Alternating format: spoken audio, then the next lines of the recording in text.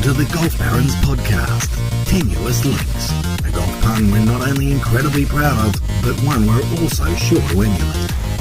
Let us careen through bloviated opinions on all things golf, some outrageous innovation ideas to speed up the game, a few laughs, and an historical retelling of an iconic golf moment.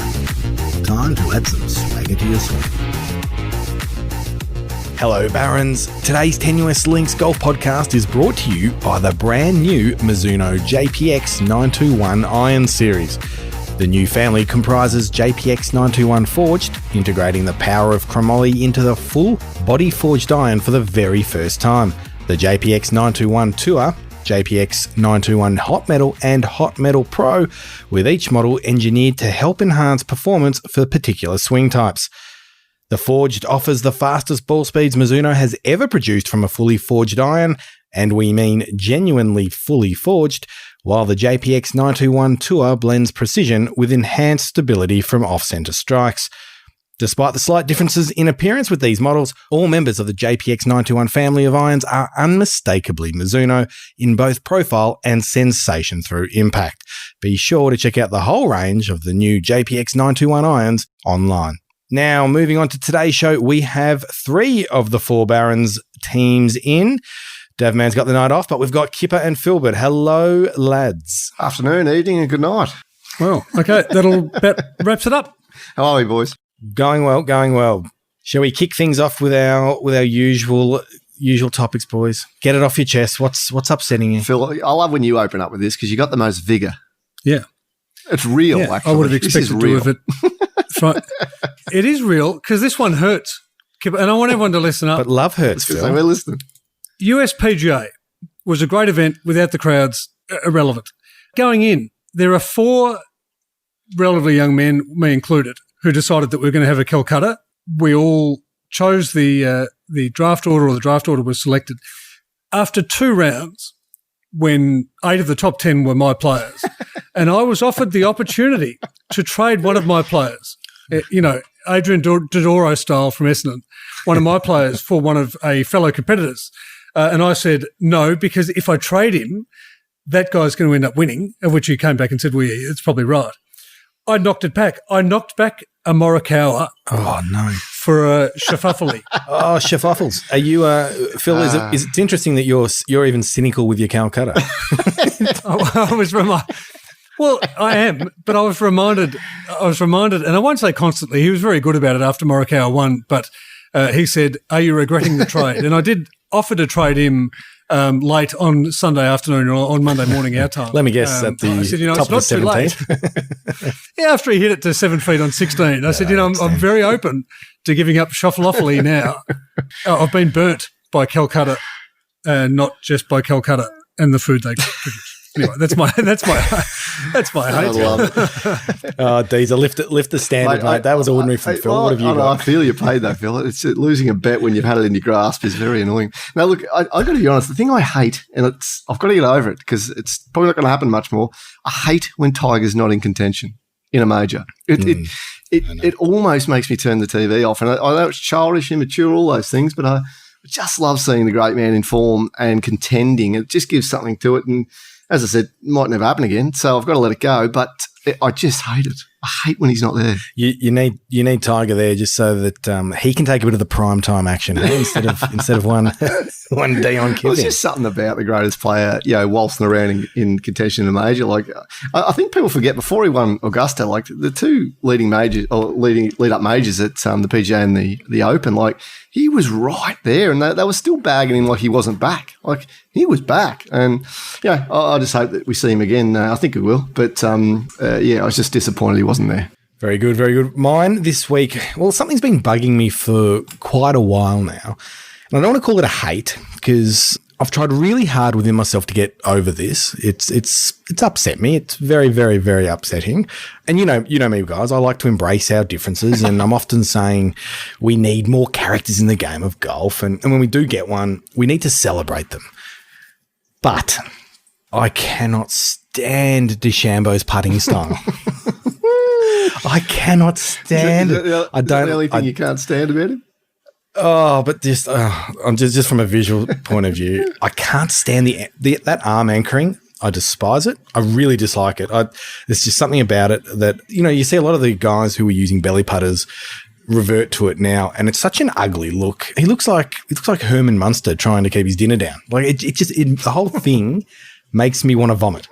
And to be fair to him, it's clearly working. He's currently 6th in strokes gained putting and putts per round, as well as what was the other one? 1 putt percentage. And he's especially good over longer putts with that technique. Number 1 in longest putts on tour on the PGA Tour. But seriously, not only do I hate the putting style, I hate that it works because it means more people are going to start doing it. It's getting very, very close to. There was a Curb Your Enthusiasm episode where they actually had to. Larry David had to make sure that one of the putters, there actually had to be a bend, and they asked the pro whether there had to be a bend in the putter or whether it can come straight up. It's getting very, very close to a 90-degree angle, isn't it? It is. In terms of the angle of the shaft, but it's just far enough away. And I love it. What's interesting, Damo, and we'll get on to some other things later on, but what's interesting about this is that a few weeks ago, you spoke about the fact that everyone swings with the same. Yeah. And now you're criticising someone for being different. I love your consistency. It's very good. Anyway, I'm not even going to give you a chance to respond to that. I didn't say that I wasn't having trouble dealing with it. I'm just saying I've tried to like it. I've tried to be consistent, but I've got to call myself out on this one. Yeah. Battling. Yeah, well, it is one of those ones where, the thing about the guy, though, is everything he seems to do is kind of working. The length, the analytical approach, the cut down irons, the blah, blah, blah, blah, blah. And every bit of it grates on me. Well, it does. And I think it's just his general attitude. If he was a happy-go-lucky guy doing all these things, I think everyone would have a way easier time accepting him. But he's not doing himself any favours in other areas. So that probably makes him more annoying. Let's move on. Did you see Adam Scott, actually just on that though, did you see Adam Scott's comment of, I expected him to be longer? I mean, no offence, but I've given all the hullabaloo, I expected him to be longer. You've heard that a few times. So everyone, but at least there's this byplay coming in, which I actually quite like. And I'm not sure specifically, other than Bryson being confident and dressing, a weird hat and a weird action and being super scientific, I haven't read a lot that he's done wrong to rub people up the wrong way, other than the fact that people don't like his approach to the game. A few rules official things that he got. Cheating's cheating. Brooksy wasn't a big fan of his fat guts comments either, Phil. Brooksy's a bit of a tool. Well, no, we love Brooks. Hey. Do you like Don't Brooksy? break my heart, my achy breaky heart. Oh, Phil has posters of him up on the wall. Goodness. Yeah, true story. Let's move on, boys. That's enough. That's enough of the negative stuff. Come on, let's lift it. Let's get a little bit of the heart pumping happening. Philip? One of the great things to come out of the PGA and something that I genuinely hope continues for a long time to come. Phil Mickelson is the best golf commentator there is. And Phil Mickelson caning Faldo was some of the most entertaining commentary I've ever heard. He was telling a story about being a good putter from 35 feet, trying to pump up Faldo, saying that every time he got it within 3 feet. And Faldo decided to take over the story and took it in a completely different direction. And Phil just gave it well, obviously you weren't listening to me and you've completely missed the point that I was going to make. But he continued to make the point. And then Faldo made a comment about you swing it too long or you're trying to hit it too hard or you're trying to swing it too long. And Mickelson said, but if I swung it shorter, I'd start hitting it like you. It was just a bit of banter, a bit of sledging. It was just gold. It was fantastic. And I was hanging on every Who's word. won more majors? What's Phil? Phil's won. I think Phil's won 6, hasn't he? 5 or 6, yeah. And I think Faldo's the same. It must be touch and go. I should know that, but I don't know. But I'll check that for you now, lads. I reckon that would be the. I haven't done the research. One of them might have brought it out if they've got different numbers. Which gets back to the Brooks versus Bryson thing when Bryson had a go at him about his not having his six-pack. And you said, yeah, right, I'm too short because he had his PGA trophy. Come on, it's a great comeback. You've got to give it to him. I love it. Yeah, so Phil's got 5. I'm pretty sure Bugger Lugs has got 6. I'm pretty sure Faldo's got, I think you're right. I think he has got 6. Yep, he's got 6. So there you go. That's probably the only reason. Touch and go, but if you go for the seconds and thirds, I think Phyllis wins. 2 legends, eh? 2 legends. Is that rhyming slang or is that something else? Ooh, whack. And moving along, my love boys, I've got a good love this week. I'm wrapped that I bloody finished the latest Barons Life magazine. Finally got it done and got it out, right. And had a lot of fun putting it together. And you learn. It's funny, you learn a lot of things when you delve into the history of golf. It's such a sport with magnificent history, and just learning some interesting things about some of the best golf course designers that have ever lived was I really enjoyed doing that. But I've got to be honest, the minute I hit that send button, oh, what a relief. Another one down. Well, the minute you hit the send button and hit my inbox and I look at it, the thing that amazes me about that every time is I've had a go at PowerPoint. Tough gig. And that's and hurtful. when I look at what you produce, I don't even know where to start. It's the quality of it is unbelievable, to be honest, mate. So hats off, and obviously the content's ridiculously good, but just the shine and polish of it. I don't know how you can put so many filters on pictures. They look wonderful. No, there's Barons. I haven't touched a lot of those pictures. They're all perfect David Scaletti originals that are just, you don't need to touch any of them. He's the great man, absolutely delivered on the latest issue with the with images from all around the world. The best courses going around. He's a star. Dave, I know you're probably listening, so thanks again, big fella. Really appreciate your work. Yeah. So baronslife.com, subscribe the mag, go to the mag, open it up, have a read it on your PC, read it on your tablet, read it on a laptop. It's not mobile friendly, quite deliberately, because it's designed to be savoured with a glass of wine. So do yourself a favour, give yourself an hour away from everybody and just digest it, savour it and enjoy it. Just on it, Phil, just very quickly, I want to hold while you're talking about that. Alex Russell, I've got to be honest, I did not know nearly enough about him than I should as someone who's been in golf for as long as I was quite ashamed at how little I knew about him and being arguably Australia's greatest course designer. You should be ashamed, and I'm glad that I was able to assist you from a research point of view in opening your eyes to exactly how good this man was. And when Alistair McKenzie described someone as the finest proponent of course design at the time and of the country, and when a course like Royal Melbourne effectively gives you the reins on the East Course, which have got many, many holes out there that are just out of this world, genius. Yeah, genius. absolutely. Hence Tom Doak trying to recreate Alex Russell's original Yarra Yarra will be one of the sites. It'd be fascinating, won't it? Might take a little while for people to grow on it. But even just his life, Phil, of everything that he's achieved, he was an absolute overachiever, wasn't he? He was. That can be said for a lot of course designers. Like the more you read about course designers, some of them were doctors, obviously. Some of them were amazingly, I suppose, successful gifted, in other areas before they even turned to it. And I think it's a sign of, I suppose, you're diligent in what you do, but then there's a creative flair you need as a course designer as well. So they obviously reached a semi-pinnacle in whatever other area of their life they were good at, and this floated a boat. And you can see it in so many great designers. They have almost two professions. Yeah. No, absolutely. Well, Mackenzie spoke about learning a lot of the idea about camouflage from the ball walk, where he was him being a Mr. Alistair McKenzie, because he's a surgeon, so he's elevated himself from the doctors. But he's Mr. Alistair McKenzie. But he, what he learnt during the ball war about camouflage and about having something natural look like something else, and then you look at his bunkering and how seamlessly it fits into landscapes, yet provides just enough of a hint of you better go away or you better hit the shot perfectly. It is. When I read about his camouflaging expertise, all I could think of is that's why you can't see any of the freaking bunkers, right? He hides them on you beautifully. Where are they? Oh, I'm in it. Now, I did have one other love this week, boys, but it's more of a public service announcement that I just had to share with the world. Have either of you had a picanha yet? What?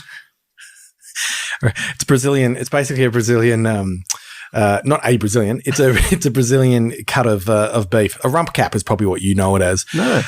Why would I know it as a rump cap when I've never heard of that? Or do you cook it? Seriously. Goodbye, like Scotch jerky? fillet. Bye, I fillet. Picanha all day, every day. Sous vide at 55 degrees for an hour and a half. Best meat you'll ever have. Unbelievable. Anyway, that was just more of a. Just wanted to share that with our listeners, guys. I'm going to start calling you Bryson. You don't dare drink a beer out of a bottle around the guy. He'll neck you. Heaven forbid you literally had a jar of beer during a podcast. Now, Deez, and I know you've got a love. I just need to throw in, you went with your public service announcement, and I'm going to go with mine. Doing it for Jared. Doing it for Jared, and this is a really important one. Challenge.org, you need to go to Challenge. You need to compel your golf club to go and sign up to a Doing It for Jared Golf Day in support of Challenge, supporting kids with cancer. It is a fantastic both fundraiser for Challenge, but a way of bonding your club at a time when we need it more than ever. Absolutely. Coming out of curfew, COVID, all these other things, doesn't matter what state you're in. So go and sign up, register your club, or put pressure on your manager to register your club. Doing it for Jared. They're being run through October and November, culminating at the Australian PGA in December. Do we have a way of, hopefully we can, just getting a number on how many clubs are actually getting involved? Because I'd love to put pressure on clubs as well. Like we've got this opportunity with all the the different social networks and whatnot to say, are you involved? Here's the number. And it's something they should be wanting to put their hand up for, but maybe they don't know about it as well. And boys, just to throw us all under the bus, how about we float the idea of possibly one of our listeners who gets their club involved, that there's every chance the Golf Barons could be coming down and commentating live. I'd love to commentate a Saturday comp. How good would that be? Tremendous. Phil's gone quiet. Yeah. Phil's just already writing down scripts as he's roaming in the cart with a big megaphone abusing people. I reckon we'll be getting around someone, one of the clubs here to really boost it, because as you say, Phil, it's a fantastic cause. We all know it's a great cause. It's just a matter of all of us just pulling our fingers out and really getting behind an unbelievably good charity. Challenge.org.au. Get on there tomorrow. Get onto your club managers, particularly. Put some pressure on them. It is a great event and it'll bond your club together forever. I'm not sure you're going to find a bigger love than that, Dees, but what have you, my friend? Oh, yeah, forgot about your love. I'm going to go back to good old Collin at the PGA. I just love when a guy really works at their game for decades, builds an action that is unbelievably clean, and you can look at the guy. Who are you talking about, Dees? The winner, Collin. Oh, the PGA. So, Collin, sorry, what was he saying? I'm not going to go with the second name because I'm just waiting for you guys. Look at this. You're like little Cheshire cats ready to nail me on this. It's not Strixon. I don't go know. for it. You do it. Morikawa. I'd like to say that's how I said it, but no, I didn't say that. I just said Collin. Anyway, point is, he's obviously just been a hard worker his whole life, and when you see an action that is so clean and so repeatable, and like I call it a deserving winner. They're all deserving winners who win these events. Nothing comes easy, but when you get a guy like that, you're like, God, it looks good, it works, and it's something that everyone can kind of aspire to. I love seeing a guy like that win. I just love it. And he's worked his whole life in his golf swing, and he's still only 23. I was about to say, he's only 23, isn't he? Yeah, but I'd be lying if I said I wasn't rooting reasonably hard late, pardon the pun, for Paul Casey. I would have loved to have seen Case get up. Yeah. I had him in the Calcutta too. Oh, that's why you ruined it for him, Phil. Don't ever let him find out. Dees? Nah. Not a fan? Nah. The end. And on that note, we'll move in Casey's group a few times. He's not my favourite person. Oh, okay. There you go. And like that, he's warming to me even more. So, Phil, let's move along. There's the loves. We've got the hates out the way. Anything that you can think of that might just change things up a little bit? It's a discovery, Damo, and I'm not sure I only discovered it this week, but Hornison. Bless you. Hornison. Now, bless you. Dees, we spoke a few weeks ago about the origins of wearing two gloves and all the rest, and I made up some rubbish answer about hunting and, swapping a pair and turning it inside out and doing those other You've things. dead set just made that word up. I reckon this is as good an explanation as to where golf originated as I've found, and potentially 150 years after golf started, but that doesn't mean that the game hasn't changed as a result. Hornison, it's farmers' golf in Switzerland. It's Swiss farmers' golf. They launch in now. I've actually got the names here. They've got this thing called a treff. And a treff is an ultra-flexible Lamar Latrell style pole. What's a Lamar Latrell style pole? What does that mean? Lamar Latrell, Revenge of the Nerds. You're trying to just sound intelligent here, Phil, about something you've just read off Google. No, Lamar Latrell was at Revenge of the Nerds. And if you remember him going in with a javelin, they designed the javelin to be wobbling. Anyway, so you stand, I don't know, 5 feet, 10 feet back from the ball and swing this thing around the body, almost hammer throw style. And then you hit now I've got to find it, you hit the noose. Or the harness, but you hit the noose. You hit the noose off the arm. So you have a noose, and you've got to fling. Hang on, this is where it gets good, and this is how it's going to apply to golf. You hit the noose off the arm, and it goes out into the field, but into like a wedge, as if you would if you're doing discus or hammer throw. Almost baseball-like. But out in the field are your opponents, who are all holding shingles. And they've got to try and deflect the ball or deflect the nous and stop it landing in the field. The nous now. By whacking it away. The Schindler's So List. golf. This is the new golf. Are you ready? So they're out. So you're telling me that I get to hit a ball at Dames and he gets to try to deflect it off a fairway? Yeah. I'm telling you that you get to hit 7-iron, anywhere. We'll start at about 120 metres out. For me, I'll hit driver. But when you're batting, 120 metres to 180 metres out, in a V shape, and Damo and I are going to be standing out there with our shingles, and we've got to stop the ball hitting the ground. And if it hits the ground, we get a point, and the person with the least point at the end of the Oh my God! Sorry, I'm just jumped on YouTube to have a look at this thing. This is the weirdest sport I've ever seen. Hornison, it's the future. Hornison, I'm telling you. For those listening, HORNUSSEN. You're telling me this was invented 150 years after the origination of golf? But how come it hasn't 1600? kicked on? Is there It has injuries, kicked on. Philip? Red Bull. Yeah, of course there's injuries. People die doing this This stuff. is dangerous. Red Bull, it's good because Red Bull sponsor, and we know that Red Bull gave us Lathala Island. So we know Red I'm Bull surprised must be they're not wearing helmets, to be perfectly, Francis. Because they've got to be tough. They actually do wear helmets out in the field, or the smart ones do. But it's like hurling, it's golf, it's a little bit of everything. But imagine that a golf version where you've actually got to deflect the ball out of the reese and stop, make sure that the other team doesn't get a point by pegging 7 irons at your mate. I tell you what, looking at this, Jim Furyk could go all right here.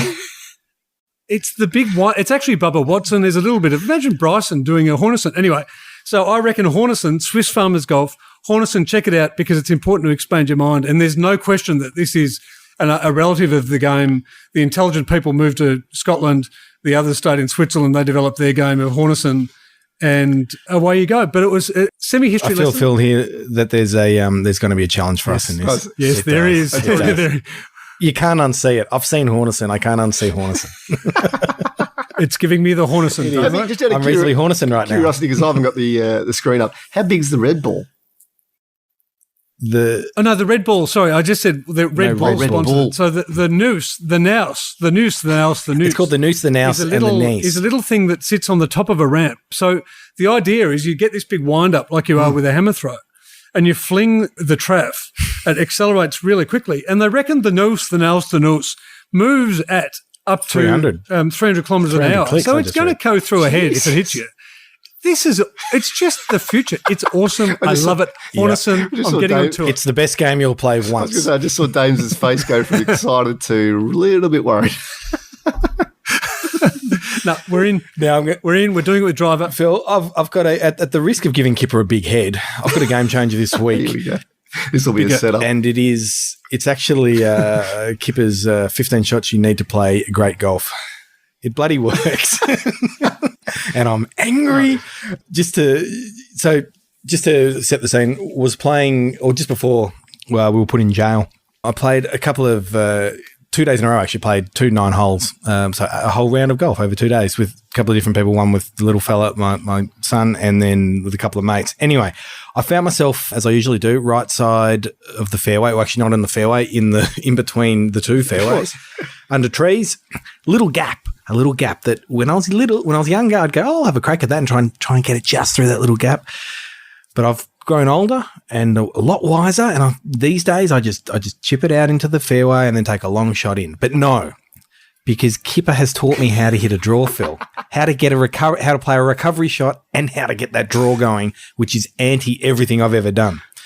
So I looked at it, saw the line, picked my line, my target line, and being a draw, Kipper, more right than I would if it was a fade, and I had to go slightly less to the left, my target line, so I went further right, knowing it was going to snap quicker, according to the instruction. Nutted it. Started at the tree, turned off beautifully, set up just short, chipped it to almost hold out, tap in birdie, par 5. Kipper, you're a genius.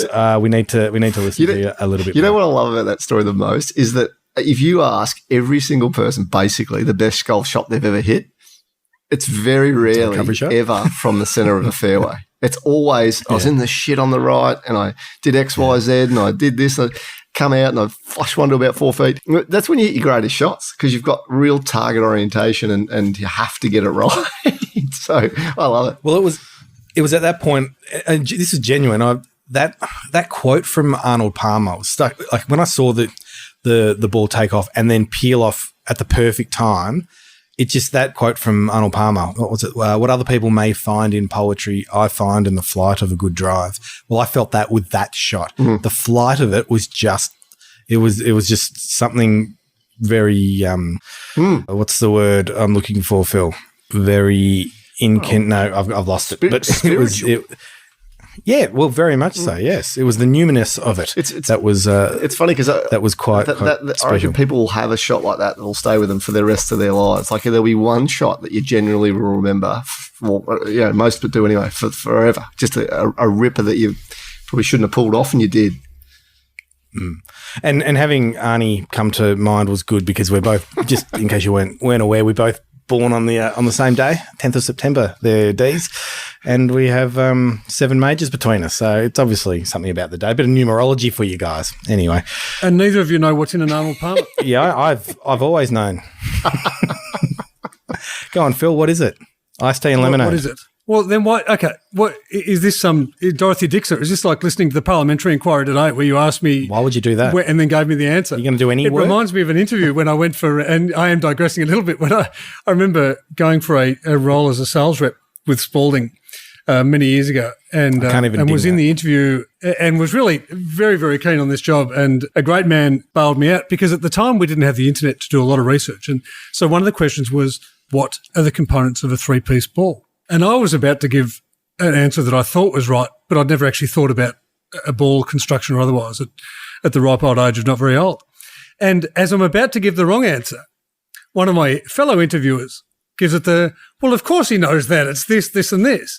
And from then on, I almost didn't have to answer a question from the rest of the interview because one of them would ask it and someone else would then answer as they continued to compete with each other and then got the gig. And that was where this journey started. Talking about golf as a journey. Anyway, I digress a little bit. Oh, there you go. So that's my game changer. We've got to get on board Kippers. Now I've got to work out a way in which to let everyone see the 15 shots you need to play great golf. that will be out shortly. I was going to say, I didn't even go down that path. I'm like, oh shit, is it out? I didn't see that. But no, it's not out. That's good. It's good. Yeah. No. Do you realise just because of you single-handedly, we've now got to put that little red E next to this podcast? Which red E? Yeah, no, we're demonetised now. Oh. Yeah, absolutely. Normally it's mine. Oh, don't worry. Kelly coming up is demonetised it for us anyway. So, Phil, you've done yours. I've done mine. Deez, did you have any game changers this week? Well, not so much. It takes me back still to where we're at right now with the old ISO and just watching golf with no patrons. Yeah, the PGA doesn't have many patrons normally anyway, so it wasn't that different. Hey, you say that the PGA's been one of the genuinely the last probably 5-6 years has been one of the better majors. Well, must have changed. The results have been up. Last time I went, it used to be the ugly sibling or ugly sister or whatever you want to call it. But I remember I took my wife to one out of Atlanta. I forget what year it was. It must have been 2000 I think it was 13.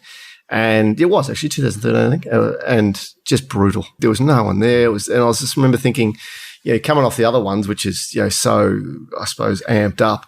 I was like, this is going to die, this event. But it's really, I guess, reinvigorated themselves. But, point is, getting back to the game changer would be, do you reckon players, and this comes down, and I'll have my point in a minute, but do you reckon players were any less nervous at all? I do. And the only reason I'm going to say that I do is because of Paul Casey's comment going to the last round, that he thinks by not having crowds there, it might help his nerves. Yeah, right. I didn't hear him say that.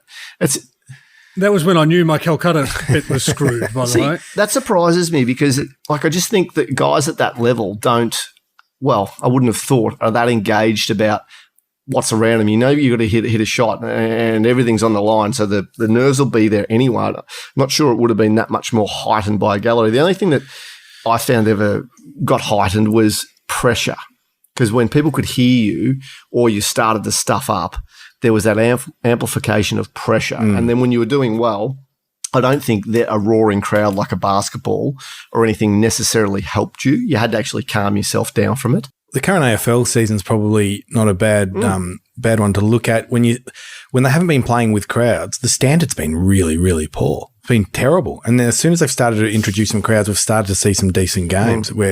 So I think once you get to that level, these guys play off that energy far more than we realise.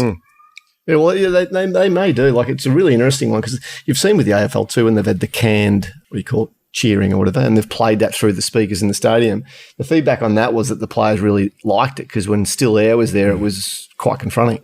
Anyway, the game change I was getting to, it's a bit of a flip, but let's webcam up every tee box, fairway and green, right? So that Joe Punter can go home, watch himself play and just get his own take on how he's playing versus what he thinks others should do. Because hindsight's ripper, right? Everyone, you watch these events and everyone's got their 2 cents about what a player should do. But if you get a snapshot of someone from a certain distance and they have to watch themselves in retrospect hit a shot that they know they shouldn't have hit, I just wonder if it would be a game changer, them going, yeah, next time I'm not going to do that. Because might just shut my trap. Yeah. Yeah.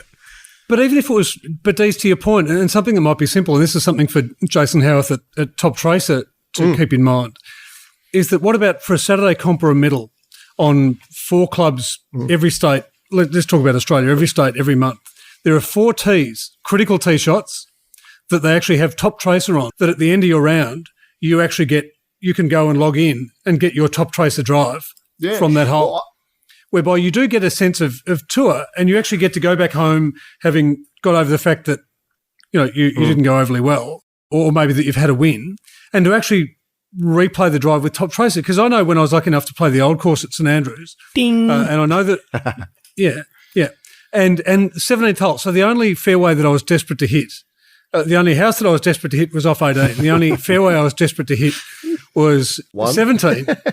And I remember getting onto the 17th tee with my caddy Louis, coming off a quadruple bogey run of quadruple bogeys, and him just saying, "Go for the O in old. We're just going to try and take this one over the O in old."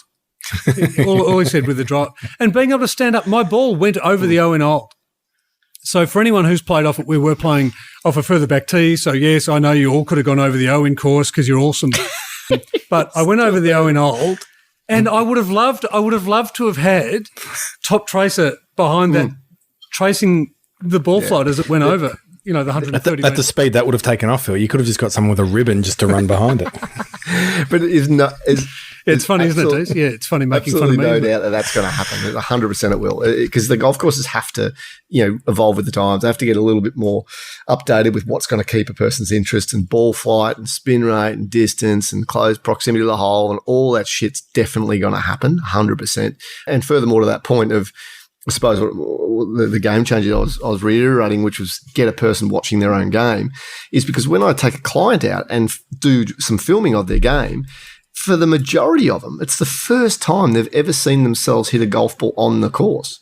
Right? And so that in itself is quite amazing. They love the footage. They want as much as they can get. So I think if a course, did something like that, I don't know how it would work, CCTV or whatever it is, and you could just stream your own shot according to time dates or something, I think you'd be surprised how many people would be really engaged in it. They would all get, I can tell you, on the first tee, let's say Royal Melbourne West Course first tee, every member who hit off on a Saturday, if they got any club face on the ball at all, would race home and log in to try and download them. Imagine the banter with the lads as well, getting stuck into each other when one of them shanked it. They're all racing home to see who can get to it first. You know what made me think of it as well? When you go on carnival rides and they've got that, you come off the carnival ride, they've got that one shot of you going down the roller coaster, right? So you'd have like a bunch of different screens where you could go in and go, yeah, I'll take that swing or won't take that one. I'll take that putt. I'll take this.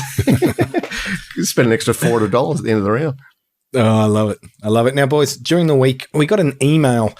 We love our listeners, and we got an email that came through just from Kelly, actually. And Kelly's just started out with golf, fairly new to the game, loves the game, and just wants to make sure that everything that she's doing is, well, she's on top of the etiquette of the game. And her question that came through was, if someone hits a powerful ball from the group behind you and it lands very close to you and scares the shit out of you, should you pick it up and put it in your pocket to teach them a lesson?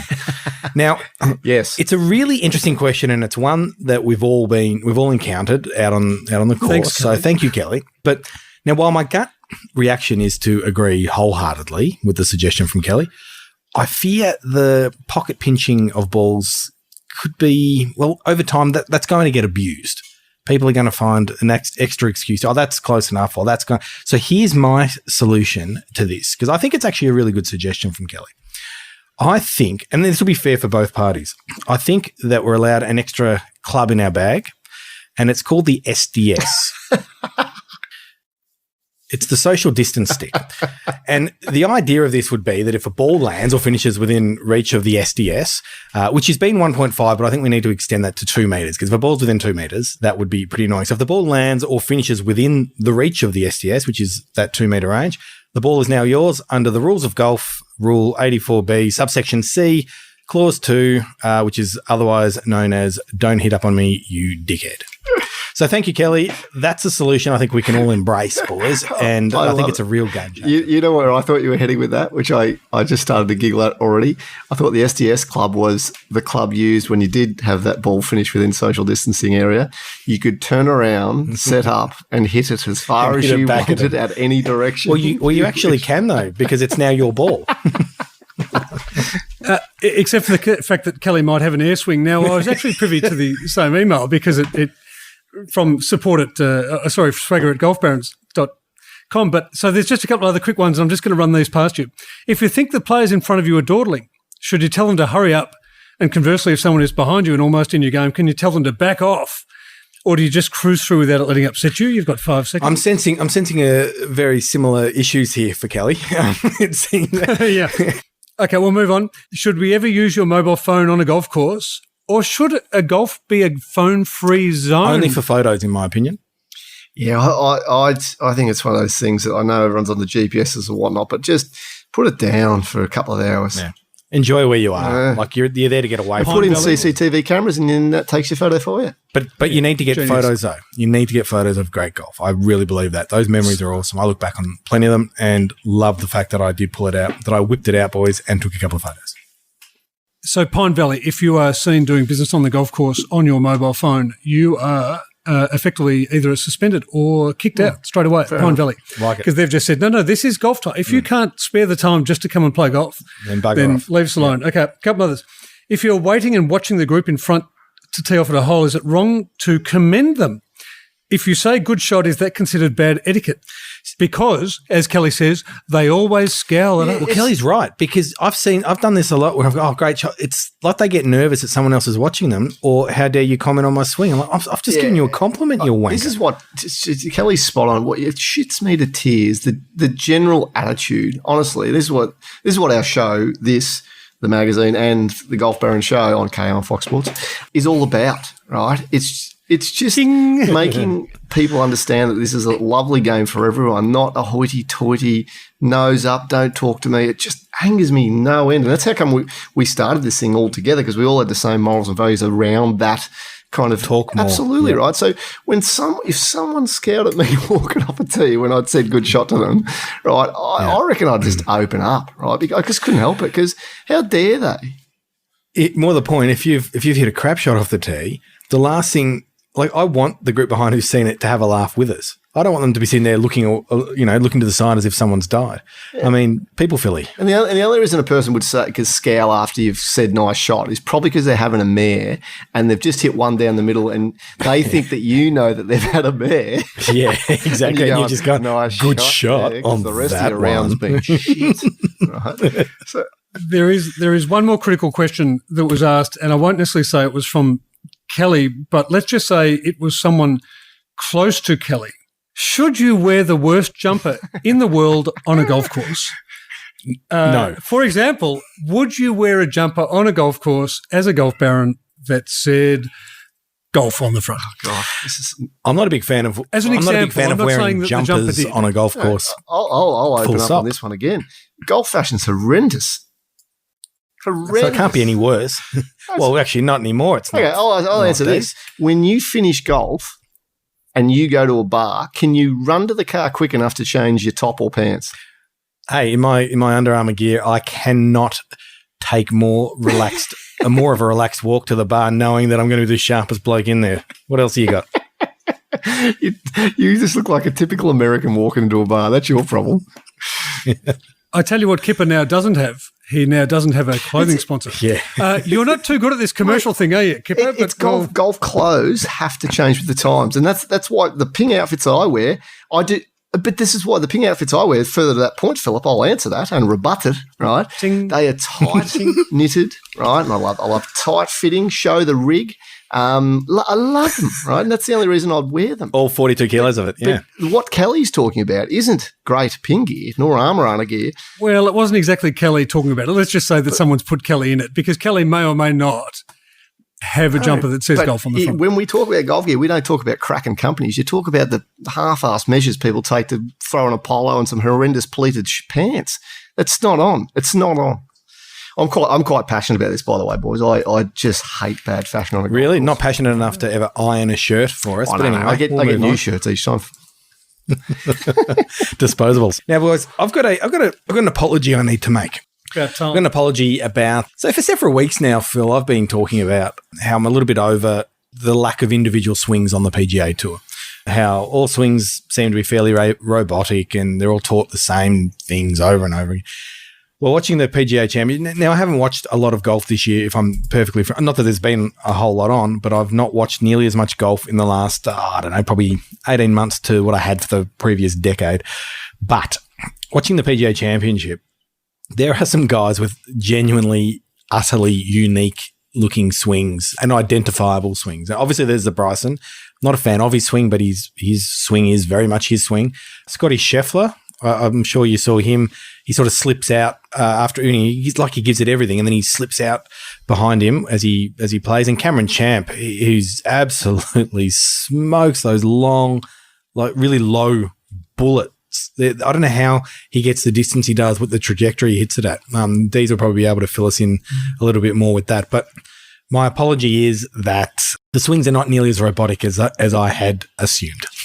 Not only are they not robotic. Not robotic. Damo. They're not robotic or robotic or acrobatic. You need to have a robotic. In fact, they're more acrobatic than robotic or robotic. But what I'm also ashamed of in your apology is that I was not more forthright in pulling you up on. But you didn't seem to. You agreed with me. Well, don't. Well, I didn't disagree with you, which is my concern. You strongly agreed. The reality is there are not. I would go as far as to say there are almost not two actions that are the same on the PGA Tour. There are similarities, but there are almost not two actions where you could actually overlay and go, I'm not sure whether that's him or him. And I know from sitting behind Patrick Reed for half an hour at the ding. Oh, where's my ding? Thank you. At the President's Cup when he was warming up next to Tiger, ding. Tony Finau, ding. And then sitting behind Adam Scott. But as good a ball striker as I have ever seen in terms of consistency, divot, pattern, sound, talking about minute half-degree angles with his coach who was caddying for him because his other coach or his other caddy had been locked up for punching up for dropping a bag. An Aussie. But they're really individual. What I was most disappointed by was sending Kipper a note saying, Kipper, you need to teach me to swing it like Cameron Champ. Of which he replied with, well, you're going to need to get some white pants. So no worries, let me know when we start, or yeah, I reckon we can do that, or, further to our conversation from last week, the body angles and the body type's very similar, the hand height's very similar. No, it just said it'll start with some white pants. And nothing to do with generating a little bit of ball speed or clubhead speed? But that's half the point, Shooter. You can't, that was the point, is when he just hit a drive at 100 feet. So, Kipper, Shooter, to your point, 100 feet max height, and he carried it 306 yards. I don't know how he does it, yeah. At 100 feet. He's out of this world. Rory hits the 150 feet. That is out of this world. That's almost Hornison. As someone who struggles big time to keep it even remote, I hit the ball so high. Watching someone like that is that's my dream ball flight. I just want to be able to do Can you imagine how far that pill would go, on an Australian fairway in the height of summer? Yeah, or on the obviously the links in over at the Open. See you later. Yeah, scary. It's unbelievable. But in terms of those swings, I mean that was the element. So Shooter, have you got a golf swing of all of those? Having watched the PGA Championship specifically, have you got a golf swing? Forget body type because obviously you're a bit rotund, but forget body type, athletic, and all the rest of it. It's muscular. Have you got a swing that you just say, if I could swing it, not a question, anybody? Not a question. Louis Oosthuizen. Yeah. I absolutely love watching. I could watch him on repeat in a GIF over and over and over and over again, and it would just everything about it. It's just so slick. Louis for me. What about you, Philip? Because I looked at like Morikawa is just a great swinger, and what was interesting, Morikawa or Morikawa's son. Yeah, but was a really good golf swinger. And what was interesting was listening to Faldo, who I think, no offense, and for all your 6 majors, it probably is time to hang him up. Because just getting back to the Mickelson thing, when Mickelson was in the commentary booth, the whole energy You've just from retired Phil. Finch, You've retired Phil 20 years early. No, I didn't retire Phil. I retired Nick. Felder. No, but you're putting Phil in the in his place, which means you'd have to stop playing, which would be a retirement. I'm telling Faldo that it might be time to either get some energy, have some coffees, or maybe just come in for special comments every now and again. Because when Mickelson was in the booth, they were pumped up. But Faldo was lamenting these different techniques, and they were, almost laughing about Scotty Scheffler's feet and, a couple of the other actions, even Bryson, the way he was going about it, and versus Morikawa, the purity. And you could see his eyes light up about the purity of Morikawa. That's how that's what a golf swing looks like. And that's what a chip shot looks like. I mean, he couldn't let go of Jason Day and his stiffer wrist chipping action. Like, just move on, champion. But Kipper, your job, and I am not taking the piss, your job is to get me swinging it like Cameron Champ. Well, in all seriousness, you're going to have to speed up the footage. Last time I actually saw you hit Philip, I was super impressed with the actual improvement you'd made, clearly without me, with someone in your ball flight in general. It was totally different than it was 6 months ago. I was impressed he hit 3 so whatever you're doing, keep doing it, because your ball flight's actually finally starting to get penetrating. No, I want Cameron Champ. No, I've already decided I want to change. But within that, should we, Kipper, be looking at swings copied from the LPGA Tour? I mean, and again, we had Gabby Ruffles, and congratulations to Gabby, runner-up in the US Women's Amateur, going for a repeat. But are we better off, particularly at – no, in fact, I mean, they're significantly longer than me. Are we better off actually looking at swings from the LPGA Tour versus the PGA Tour if we're trying to do something? It's really interesting. No, this is really a question because I get that a lot from my clients. Should I look a lot more at the ladies' tour because they can see a lot more of the swing and how it looks as opposed to this big, brute force thing that DeChambeau's floating out there that they kind of can't mimic, right? So they're looking for someone to mimic. And there is some validation in that, right, to look and see it more. But it's purely – the golf swing is a really interesting one when it's all broken down. It's purely lever-based. Right, that's all it is. Okay, so you've got to work with your strengths and work, I suppose, against your weaknesses to create severe power for an individual. Now, Bryson's very top heavy. He's got quite a big upper body and quite big arms and all the rest of it. So he can use a fair bit of that to create power. And then you've got your little whippets that you'd fall into that category, Phil. And you're a tall man, right? You're a tall man. No, whippets are pretty quick. You've got really good lever length. You just don't use them. Right. So what? Yeah, listen to you. Sorry. Let's hear that again. This is going to be end up being a compliment. But you're getting there, right? Because when we shot that, for the viewers out there, it hasn't been released yet, but we shot a segment to try to quicken up the game of golf. And during that segment, I was blown away, to be honest, Phil, with how you were hitting the ball. I was freaking shocked, right? Because it was longer, more penetrating, and the best I've ever seen you, to be frank, right? And the difference, I ask you specifically, is there anything you've done differently? And you told me, yes, I've tried to free up my arms a little more and, swing my arms into the ball and not use my body as much. And it's the greatest thing you could be doing, right? Because you've got great lever length and that's something that will give you the distance that you desire. So it's like 8 feet of levers. Yeah, you've got enormous levers, like a Brett Ogle. It's just about how to use them. Some of the greats. Keep going. The point is, you're probably halfway there to your true power. Like you've got still a fair bit of juice in the tank. Yeah. So at 60 miles an hour club head speed. What are you? So you can get that to 75, maximum. Phil. You can do this. 120. No, he just said 120. If you don't mind telling viewers, what are you? I can't remember the last time it was measured. It's got to be in the high 400,000. No, I would be when I'm confident and swinging it hard, I'm between 95 and 100, which is insulting. With driver, when Damo's 6-iron club head speed, I think, was 94. Yeah, I reckon I could honestly get you between 107 and 111. Right, and 1 mile once you're over basically 103, 104 mile an hour, 1 mile an hour equates to around about 4 meters. So if you're swinging at about 100, I can get you to with 110, proper contact. Yeah. You're looking at 40 meters more. So, Dees, just to put that in perspective, how fast could you get me swinging it?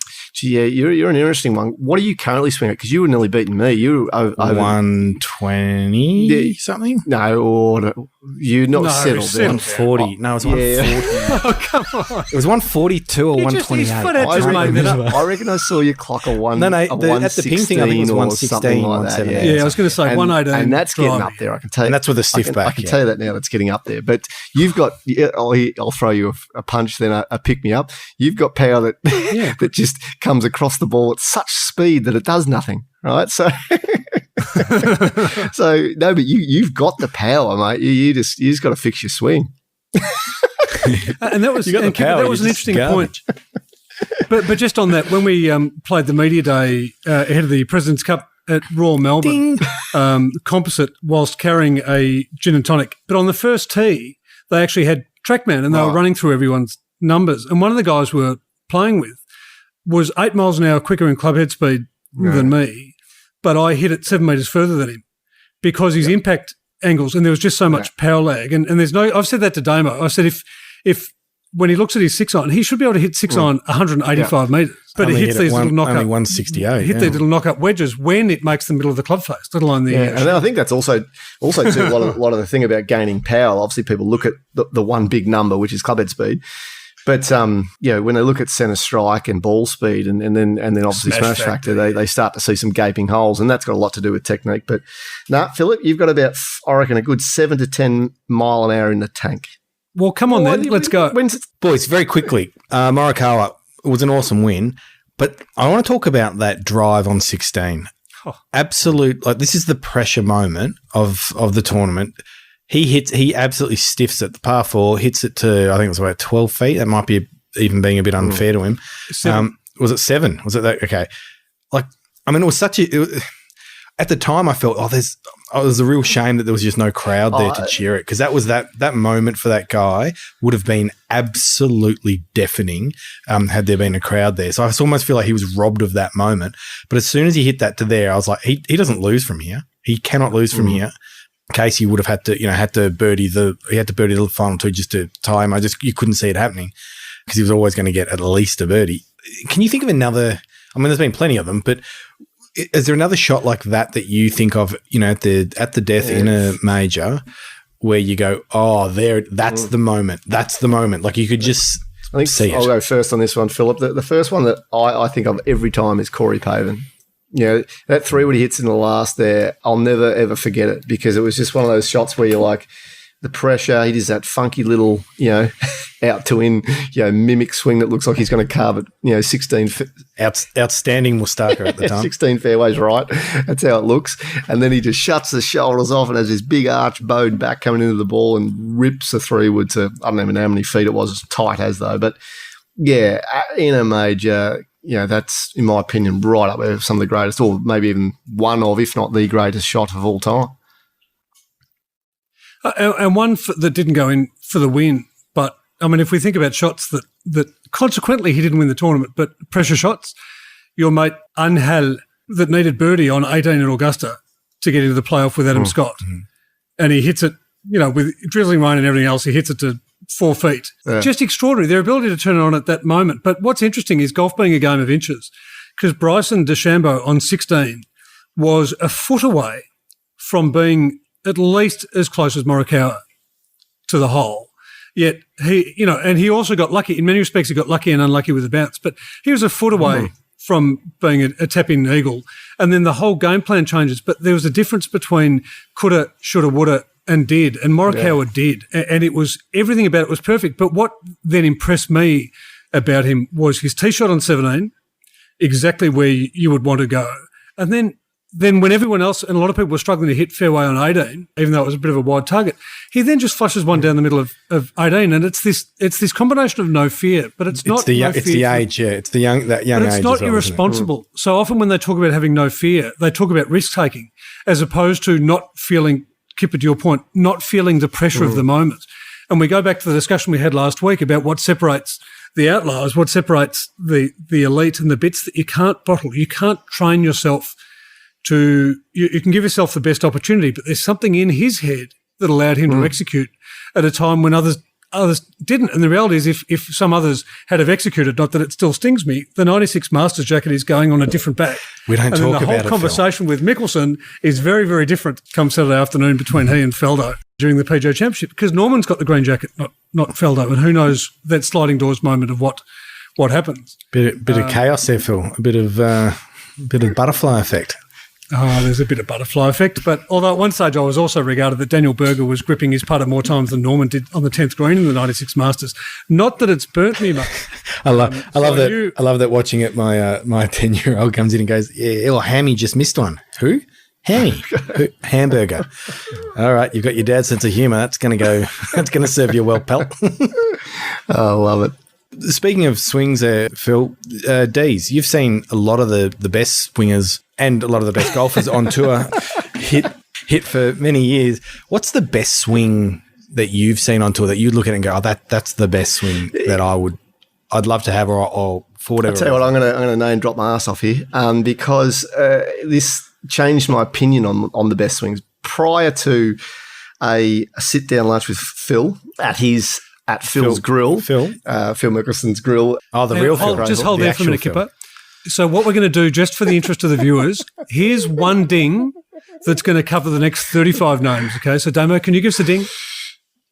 Ding! Anyway, sitting there with Bads and Tiger and – no, just kidding. Anyway, the story goes, basically, I'll make it short, but Phil was asked that question years ago from someone else. So, as in what swing did he rate the most? So, before answering it in this discussion at the table, he floated it to us. And, of course – me being a little young piper, I was only 21 at the time, and I'm like, oh, look, I've got to be honest, I just love a Ben Hogan swing. I just think it's the greatest swing of all time for so many reasons. And he's like, fair enough. And then we went around the table, everyone had their go. And we said, what about you? And he said, well, he goes, if you're looking at pure aesthetics and beautifulness, he goes, I'd probably say someone like Adam Scott. He goes, just looks beautiful. But would I want it? No. And I said, oh, okay. He said, for pure ball striking and just unbelievable flight control and everything.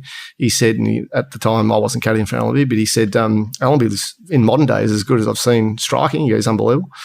I said, yeah, right. And he said, but wouldn't want that either. And I said, so who? And he goes, well, Lee Trevino.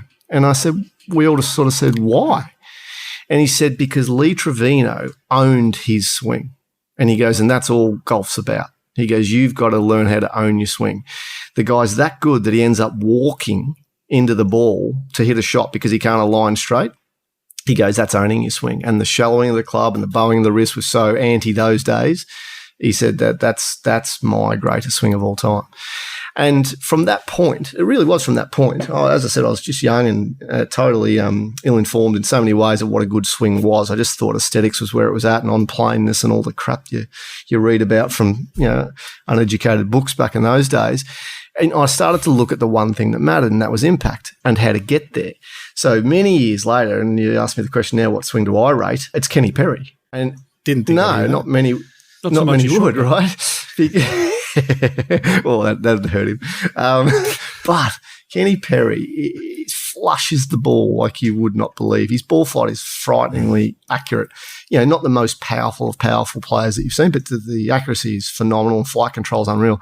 But the thing about that guy that is so good, and some people may know, may not know, but he basically had to make his swing up because he's got fused discs in his back. So he cannot take the club away conventionally. He can't take it back on plane, and he can't have the lower thoracic rotate at a normal rate that other players do. So he basically picks the club entirely up to his right here.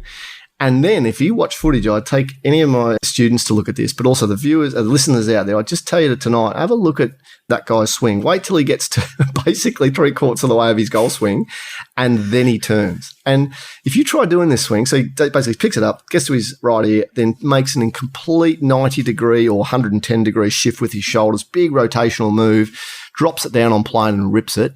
And slots it time after time after time after time. And his timing on the turn and the drop is exquisite and the same every time. And the fact that he was able to manufacture that and build that and own that, for me, I rate it as one of the greatest swings I've ever seen. Because you give that swing issue, fused back to any of the other population that I coach, they're playing off 25. They're not one of the great ball strikers of all time. So that's all I rate, and that only comes from basically Phil opening my eyes to what really counts, and that's impact. Well, with that, I think our Phil needs to own his 75 miles an hour. And on that note, we will bring this Tenuous Links Golf Podcast to a close. Special thanks to today's sponsor, the new Mizuno JPX 921 iron family of forged beauties. If you're in the market for new sticks, you'll definitely want to check them out. And be sure to support us by watching Golf Barons on demand on KO and Foxtel, with new episodes released weekly. Perfect curfew enforced watching, and Season 2 is also well underway. We can't promise you we won't be masked up for a fair chunk of it. Head over to baronslife.com and sign up to get reminders about this podcast, or to check out the latest issue of Barons Life Golf and Lifestyle magazine, just released, with some of the game's greatest course designers featured inside, among plenty of other game-changing content. Until next time, Barons, from the whole Golf Barons team, thanks again for listening, and add some swagger to your swing. And then own it.